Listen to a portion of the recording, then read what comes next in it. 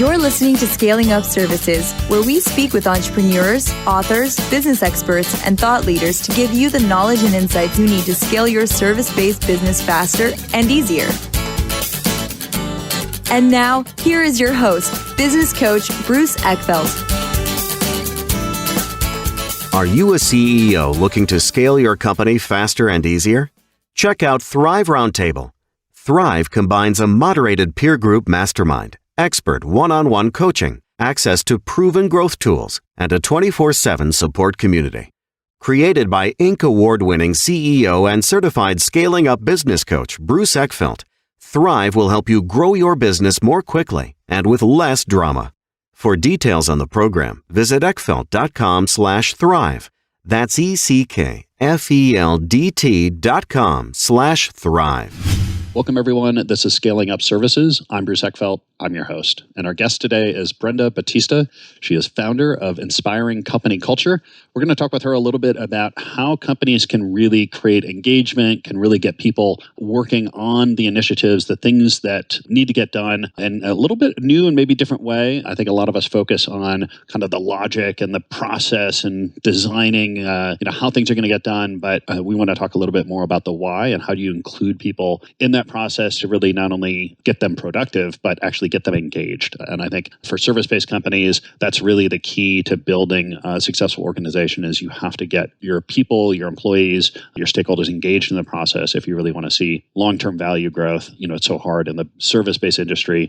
People are your number one asset. And if you're not using them well, effectively, really helping them contribute to the value that you create, it's going to be a challenge. It's going to be difficult to scale. So I'm excited to have this conversation. With that, Brenda, welcome to the program. Well, thanks, Bruce. I appreciate you having me on. Yeah. It's an honor. Thank you. Yeah. So I always love to kind of hear about backstories. I mean, what was the professional journey that you've been on that got you to this point? I know you've been an entrepreneur, you've been a consultant over the years, but give us a little bit of how things played out and to get you to where you are today.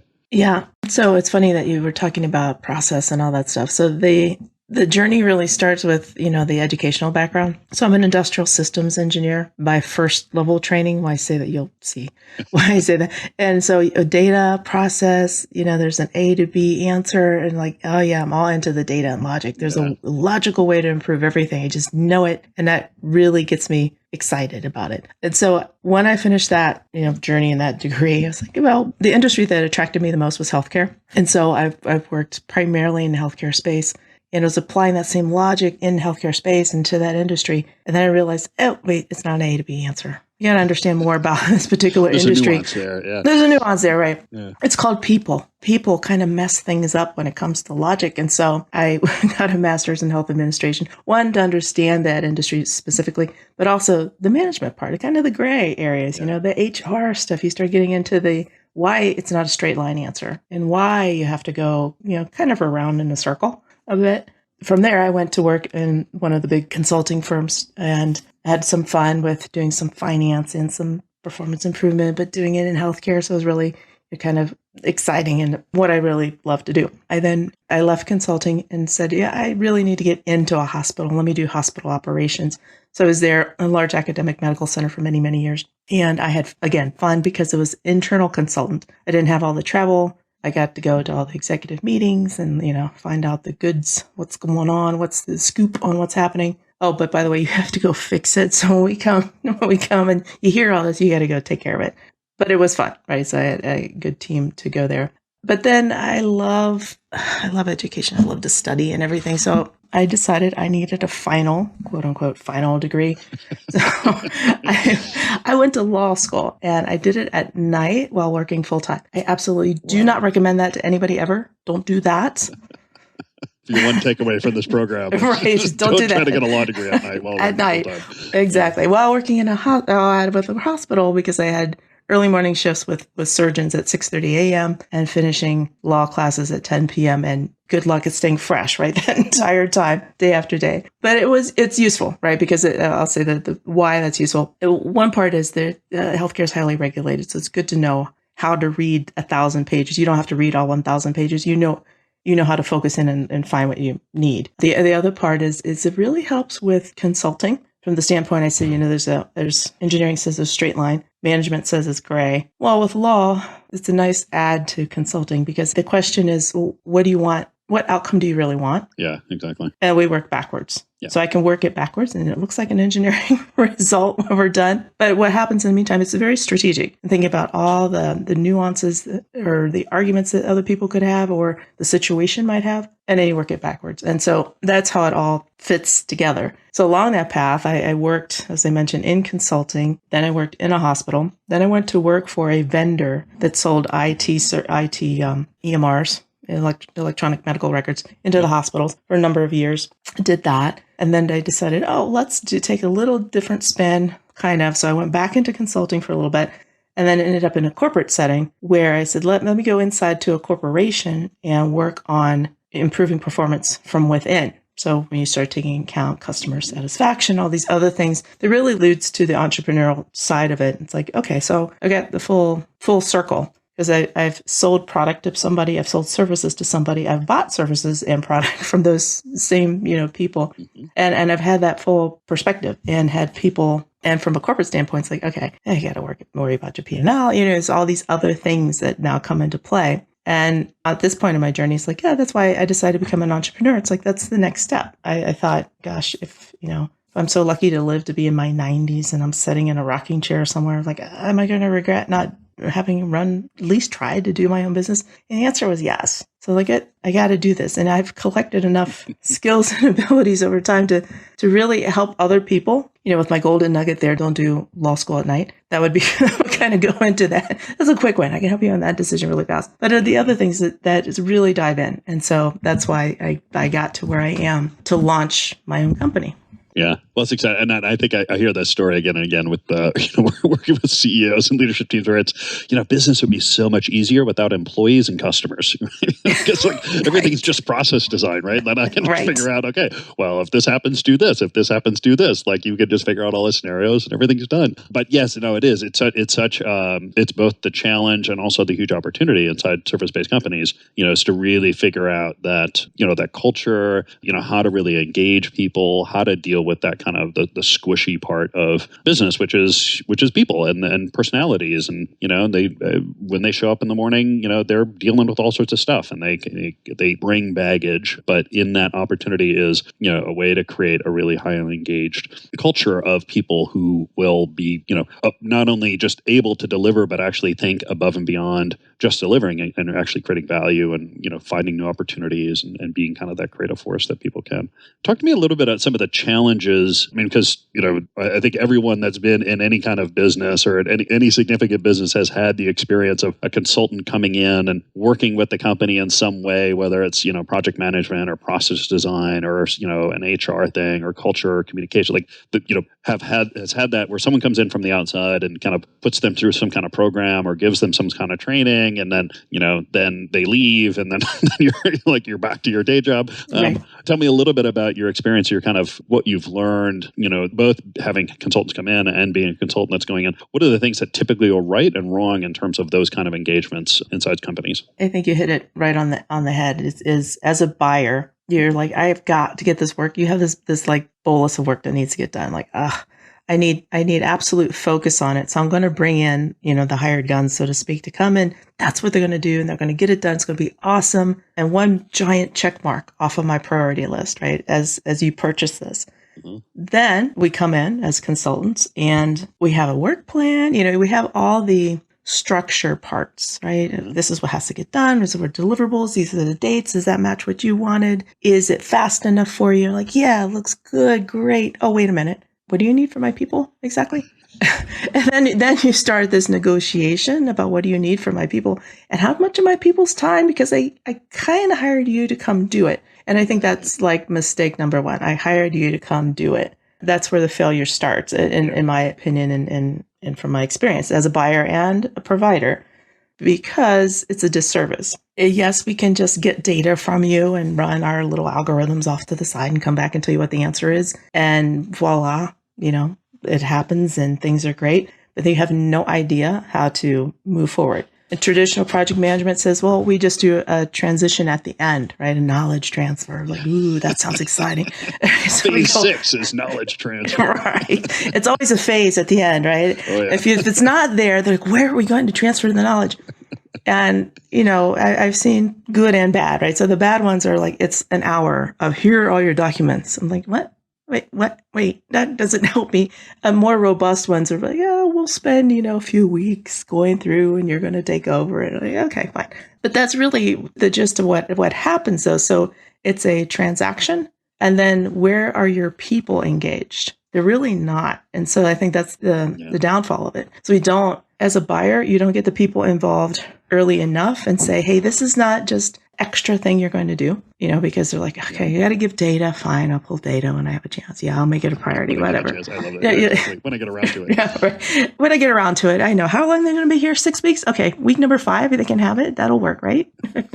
No, it doesn't work for a timeline. But it's more than that. It's like, why are we doing this? Why are you being asked to engage? And, sometimes we try to slide into it by saying, oh, what a privilege, what an honor to be part of this project. You have been selected, right? Try to boost the enthusiasm. And it works for a little bit until they're in there and like, okay, this seems like a whole hell of a lot of work. What did you just sign me up for? Because this doesn't seem like a good thing and a reward. And so that's generally where the failures are. So what I like to do, and I've done this with my own teams and others, is let's back up. Let's understand how we're communicating in general. Who are the people who are really engaged in what you're doing, your business unit, your department, your whole business, depending on your size, right?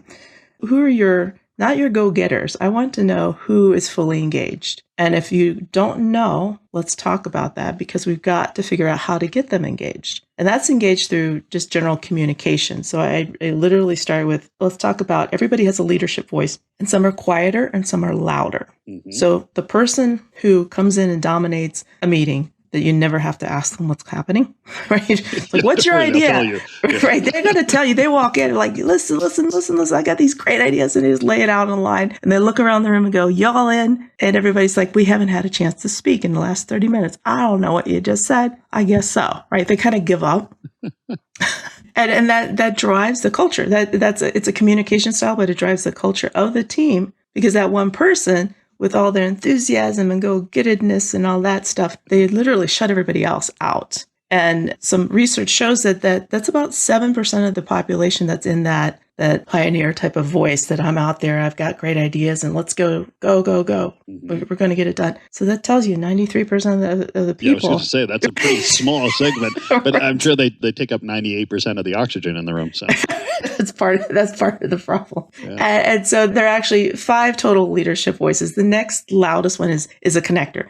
And that person is a great evangelist. So when the team has a great idea, so my point is that you need all of these people on your team, but you need to engage all of them. The connector is your evangelist. They will go tell people how great things are and what a great idea this is. They make for wonderful salespeople because of that, but you don't always have to be in a sales position. And they know somebody who knows somebody who knows something. Yeah, exactly. Yeah. So they're great for that. And they're the cheerleaders, right? Rah, yay, we're going to go do this. And they're excited. That's a smaller percentage, but they're pretty vocal people, right? They'll get their say. Right in the middle, you have these what are called guardians. And these are the people, let's see, it's 30% of the population. They get the idea, the vision. It's like, yeah, great. But how are we going to get that done? These are your process people. They love process. And they want to know, how are we going to scale to that? So today I'm doing this X, Y, and Z, and it's getting us this result. Now you just told me our vision is we're going to quadruple in the next 3 years. Great vision. I get it. But now I'm freaked out because I'm wondering how the heck am I going to do that? Someone's got to make that happen. Right. And that's me, right? Me and my kind are here. Like, how's that going to work? And so the communication starts to break down because the person who's like, we're going to go out and do this great stuff, that's not their strength is not talking about how to do the detail. Like, you all figure that out. I'm the idea person. So you start to have this disconnect. And then those guardian people with all their questions, they start to weigh things down. They become like an anchor, right? Because like they're the Spanish Inquisition all of a sudden. It's like, what about this and what about that? What about this? They're the, as I put it, when you're in a family situation, they're the ones who you just can't go somewhere They want to know where you're going, right? They have to know every single little detail. I'm going to get there. What seat am I going to be in? Exactly. Do we have enough gas? Are we driving? Are we flying? Are we drinking? Yeah. Exactly. Right. So that's why it kind of upsets that person with the idea person, because they have to answer all these questions. Like, I'm never going to get anything done. Yeah. Then the fourth one is a creative, and doesn't mean they're out there, drawing pictures and that sort of thing. In a way, they're very strategic in their thinking, but they're more quiet. And what they're doing is they're running all your risk, they're creative risk assessors, because they're like, oh, that's the idea, that's where we're going. Hang on. Okay. And then in that time frame, they figured out every single possibility of anything that could go wrong. But they're not effective at communicating that, because they'll say something, and then this is like the crazy professor thing that people are like, what are you talking about? We weren't even, what? Because they've gone out and come back and they're like 3 steps ahead of you, but they don't realize the team is 3 steps behind you. You know what I mean? It's like that all the time. You get these people who are highly creative and usually quite intelligent. I mean, they're bright on this, but they just get so far ahead of the team or off where the team is, and then they get confused and frustrated because they're like, well, what do you mean keep up with me? It's kind of this problem with the being on the same page. Exactly. And so then they get frustrated. It's like, well, just never mind. I'll just sit here quietly then, because they're naturally kind of quiet anyway. And they're like, okay, you don't get me, right? You're not understanding. You're not keeping up. I'll just sit here. And then they also have this thing of perfectionism to add to that. So they want it to come out perfectly. And then, people stare at them like, I don't understand what you just said. So it comes out, the receptor side is like, could have been perfect, but it's in the bizarro world, It's like, I don't know what was going on there. Yeah. But then 10 minutes later, somebody says the same thing in probably simpler language, and they're like, I literally just said that. And everybody's like, oh my gosh, Bruce, that was such a great idea. You're like, sure, yeah, it's a great idea. I see that play out so many times. And I'm the one who's like, wait a minute. I just said that. Why is he like that? Why does he get the credit? And so it aggravates. And so you can see how the team dynamic starts to shift. This is a culture thing, right? And then the last group, but it's the majority of people, are nurturers. So it's like 43% of the working population are nurturers. These are the people who want to make sure everybody else is okay. Are you okay with that? Did you just hear what he said? Are you all right? Do you feel comfortable with this in your job? And they just always feel for the team. But they're also super intuitive about how the team will react to something. So you can see why it's great to have them on the team, because you really want the brainstorming people to go, okay, so let's turn to you.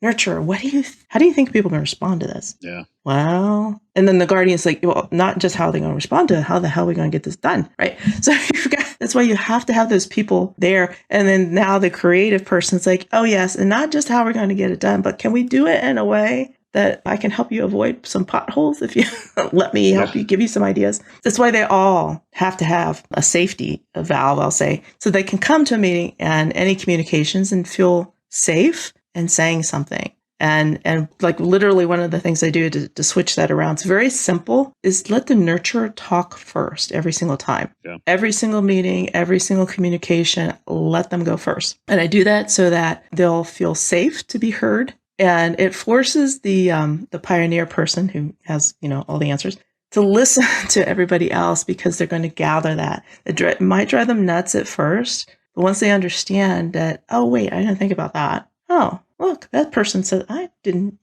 you start to get that. You start to fill that in, and the team starts to be more harmonious because they see each other's strengths and they see the attributes and contributions. So it really helps. And it sounds simple, and it is, but gosh, it can be the hardest thing depending on the makeup of your team. It's interesting. I think I kind of do the reverse, or I think about it in the reverse, which is I always want the loudest people to speak last. So I'm going to push them to the end, because I know they're what they are going to say is probably not going to get nearly as influenced by other people's comments as the reverse, right? So if I let the power people speak first, it's end up going to distorting everyone else's comments, because they're going to influence folks. So I want to flip that around. But so I think it's the same end state or goal or outcome, but kind of thinking about it different. And let me ask, do you see this as the people kind of naturally fall into these buckets, or do people have tendencies, kind of mixes of these, and you have a primary style and secondary styles, and is it consistent over time? Does it change as you get older and get more experience? Like, do you start out in one, and then as you kind of move up the ranks, you become another? Yeah. So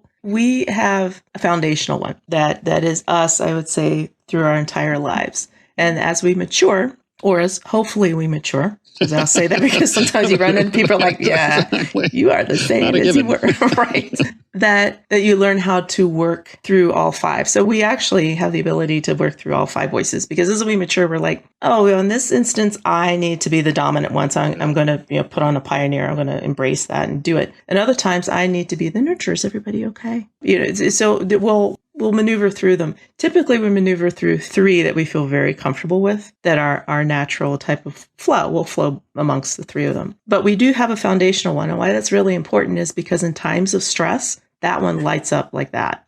And somebody can trigger us, piss us off, and we're in that mode. And it takes a lot for us to personally break that tendency. And I'm glad you said that, because part of this is you really have to know your tendency to lead yourself, because you have to lead yourself to break that behavioral pattern as a leader, so that you don't force people to be quiet. Because you're exactly right. When the louder voice, they will literally shut everybody down. There's certain things that they do that they don't know that they're doing it. And sometimes they do. I mean, some people are a little immature, they know, right? It was on purpose, but sometimes they don't. But then in times of stress, or somebody triggers you, that is that's anything negative per se, but it's just the way that you're going to respond to something somebody says, that it'll trigger it to the base level. And you're like, gloves off, let's go at it, right?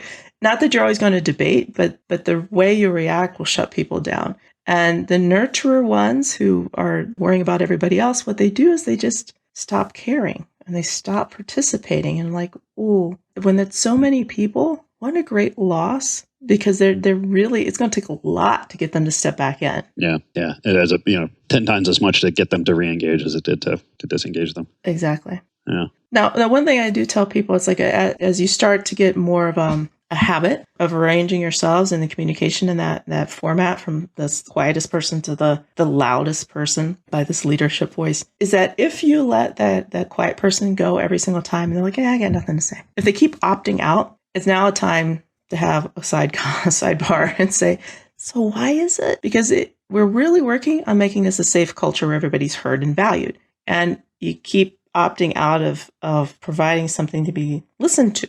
So are we just not there yet as a team? Is there something you don't feel comfortable with? And if the answer is no, the team's fine. Okay, now we have to talk about your engagement, right? It starts down the kind of what I call kind of the HR route of this person may not be the best fit, On the other end, I would say the same thing with the dominant people. Most of them will fall into and go, okay, yeah, I can wait. Yeah, boy, I can wait. It was my turn, yay. Right? They finally get to talk. They'll embrace that. But the same sort of thing, if they're like, I don't need anybody else's opinion, that's time to talk to them too, right? In the past, yes, the difficulty is they're a superstar, because they produce results because of the way they communicate. But it's a tough conversation. It's like, yeah, but you represent, like I said, like 7%. I'm getting 93% more ideas. So you can either participate in the way we're doing it now, or maybe this isn't going to be a good fit. I know it's a hard conversation, especially with your quote unquote star of the past. It's like, this is a team, right? You can be MVP of the team, but you have to earn it. Well, and you have to play as a team. That's an interesting one, because I think so much of, just the general nature of work has, evolved over the last 20, 30 years to be much more kind of collaborative, team-based. And so that's part of it. I think if someone is used to working in more of an individual contributor, individual performance kind of mode, and they move into either the organization changed, they switch departments, or they switch companies, and you're either in an industry or a company that's much more collaborative, that can be a tough shift to make, of going from, hey, I'm both self-evaluating and externally evaluating my performance based on my individual results versus the performance of my team and my contributions to the team. That's a shift that everyone makes. Can you tell a little bit up front in terms of bringing people onto a team, or as someone enters a team or you're putting together teams, who is going to be more successful in that than others? I can, and it's not like absolute. Of course, that's my engineering answer. It's not absolute. There's a range, and it starts with the hiring process. So, the traditional resumes and all that, it's like, yeah. Fine, on paper, you look good. I need to talk to you. And so once we start that, I really help people, and I've done it myself, is let's structure the interview process and what's that going to look like. Not just the process, but what are you going to do with them, or how are you going to interact with the candidate? Because I'm really trying to break through, the BS. Look good on paper. You get them in behavioral questioning, and a lot of people use that. It's like, tell me about a time when you blah, blah, blah. At this point, if they probably have a good repertoire of answers for those types of things. Strategy. Yes. But what I'll do is like, why don't you just give them the work you want them to do as part of the interview? Novel idea. All right. Like just have them do it and see how they respond to it. Because I get a wide range I have people like, yeah, I kind of didn't like that. I said, okay, let's talk about that. What didn't you like? What did you like? And I've had to say, because this is going to be 70% of your job. Should you take this? Yeah. And if it's uncomfortable, it's okay. I mean, no harm, no foul, right? I mean, I believe that as leaders, we should help people find the best spot for them. Everybody has a place. It's not on this team because this team functions this way. And this is what we do. This is our day to day. And I know some of it's boring, but it's not everything. If you don't like it, it's okay. It's better to know now than to know on day 75 of the 90-day trial type of thing. Yeah. And so we worked through that. Funny stories here. I mean, I had somebody literally where I say, you've got to present, here's your case. And here, they're like, am I going back to grad school? No, but I want to see how you apply what you learned in grad school. So talk to me. Somebody straight out of school, somebody who was a little bit older, actually had the same result from both of them, which was weird. In the presentation, the guy gets flustered, literally flips me off. I'm like, what did you just do? Okay, I think we're done here. And then an older gentleman, it was because he got so frustrated because we were role playing. I was like, pretend I'm a customer and you're going to have to explain some things to me. And so I'm going to ask you questions. And he got mad at the questions and at the situation. I'm like, okay, bad. Now, the older guy kind of did the same thing. He didn't flip me off, but he's like, no one's ever asked me that in like the last 20 years I've worked. Oh, okay. Well, I'm asking you now. So can you please answer them? Here's the first. Right. Lucky day. That's right. Congratulations. You won the lotto. So just can you answer the question? Because they would never ask them. Oh, so you don't have an answer. It was like, that's an interesting response, but it's amazing what people do. Of course, there's extremes, right? Of like, you're not going to work out, right? There's a place for you. It's not here. Yeah. In those cases, like this is kind of extreme. I'm not going to like help you find another location, but this is not it for you.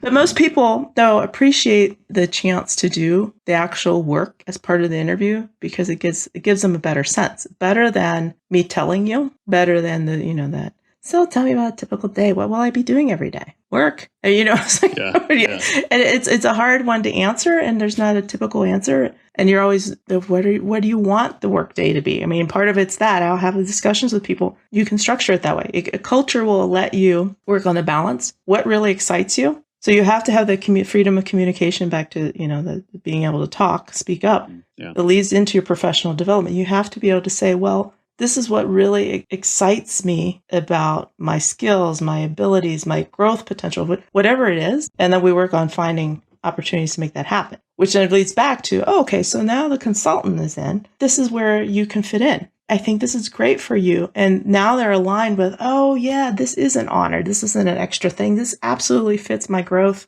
my development plan that we had talked about, where I see myself in 5 years, or giving me the opportunity to do whatever. Right? If it's an opportunity to assist, to be an assistant project manager, because I need that experience, whatever they need, it's now guided and they're totally locked in and aligned to that. Yeah. And it builds that loyalty. Like, I love working here. It's interesting because I think a lot of employers or managers sort of miss that opportunity, which is, real engagement isn't necessarily the current work, right? It's their desire to grow and learn and have new challenges. That's what's really going to drive this engagement. So if you can really give them a plan for, look, this is what you're doing now, and this is where the opportunity is, and this is how we're going to help you get there. That future opportunity is what creates that pull, and that being bound with the company or being bound with the organization you're working for is that future potential, not just the work you're doing now. Yeah, absolutely. As organizations are flatter or smaller, it's a little bit more difficult because sometimes people come in with a traditional thought of, oh, there's a ladder. Yeah. Okay, well, it's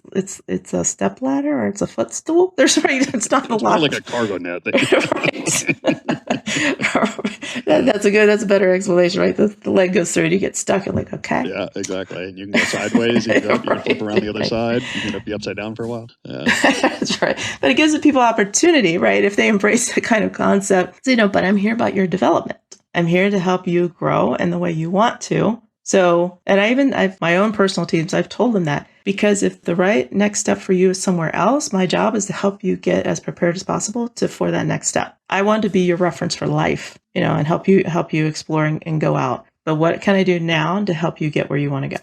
Yeah. Well, a manager who has that mindset is going to take really different paths, is going to ask really different questions, is going to come up with really different kind of opportunities for someone than someone who's just thinking about, okay, how do I get this person to get this work done that I have? How do I get someone to fit the system, fit right. into this hole that I've got in terms of a process that needs to get done? Which is totally different than my training, right? My initial training, right? Which is, assembly line, move the parts around, and parts include people, move them around and just cross-train. Now, cross-training still happens, right? That's part of the growth and development, but it's different. And I'm like, yeah, it is different. And it's intentional. It's an intentional leadership style. It, creates loyalty. And for example, when I did this, the last team I had, we had 0% voluntary turnover, while the people around us were struggling with, I think the lowest one was like 10% and the highest 25%, because people are like, I don't like it here, right? But they would see our team and go, wait, you guys are you enjoy your work and you're happy, but we work for the same company. How is that possible? Can I join your team? Can I come work with you guys? Well, okay, now we get to find me a budget. Sure, I'll bring you in, but it creates a culture that people want to be a part of. Yeah. And it's, I call it positive peer pressure, because people see it and they're like, wait, how do I get that? Mm-hmm. Oh, well, this is some of the stuff we do. They're like, why do you guys do book club? Are you Oprah? We're not Oprah, right? I mean, we do business development book club stuff. And they're like, how do you have time for that?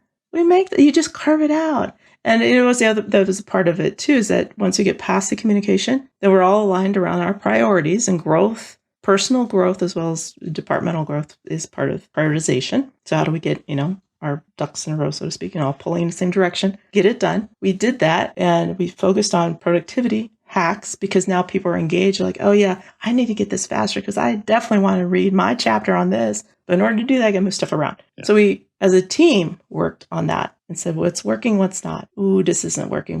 Why isn't it working for you? Well, all these things, right? So you can make adjustments. So the whole team pulls at the same time in the same direction. And, when we were doing that year over year, I was getting productivity improvements of 20%. Same number of people. We got more project work done, no turnover. They all took vacation because somebody's like, yeah. They didn't take any time off, did they? They all took their time off. Everybody got time off. I made sure, everybody go off. Got to do that. Got to restore yourself, replenish. So it worked really, really well. And, like I said, other people got excited about it. So it's like that, tying back to how can consultants help? That some of that takes time, but part of it is making that a safe environment. If the consultants come in with the same mindset and work with the teams as you're doing the project, it helps bring that together. Yeah, I love it. Brenda, this has been a pleasure. If people want to find out more about you, about the work that you do, what's the best way to get that information? Yeah, so they can email me directly at brenda@inspiringcompanyculture.com. Happy to talk to them about any situation that they might have going on. Also, if they go to my website, inspiringcompanyculture.com/quiz, there's a 2-minute quiz there, maybe 2 minutes, maybe a little less, that they can find their leadership voice. So when we were talking earlier about what voice am I the loudest, I feel like I am, or whatever, you can take that really short quiz and find out. And then you can have your teammates, right, and take it and find out. Yeah. So you can kind of rearrange yourselves and figure it out, because you assume you are. First and then see what it is. Yeah, right. You assume you are, and then you find that out that's not what I had thought. And that's okay. But it's good to know. It's a good way to implement that technique. I love it. I'll make sure that the links are in the show notes here. Thank you so much for taking the time today. Great conversation. I really, this whole engagement thing, it can be such a hard aspect of building out a good service-based company. So really helpful, really insightful, and I really appreciate your time today. Well, thank you. Love being here and appreciate it. You've been listening to Scaling Up Services with business coach Bruce Eckfeldt. To find a full list of podcast episodes, download the tools and worksheets, and access other great content, visit the website at scalingupservices.com. And don't forget to sign up for the free newsletter at scalingupservices.com/newsletter.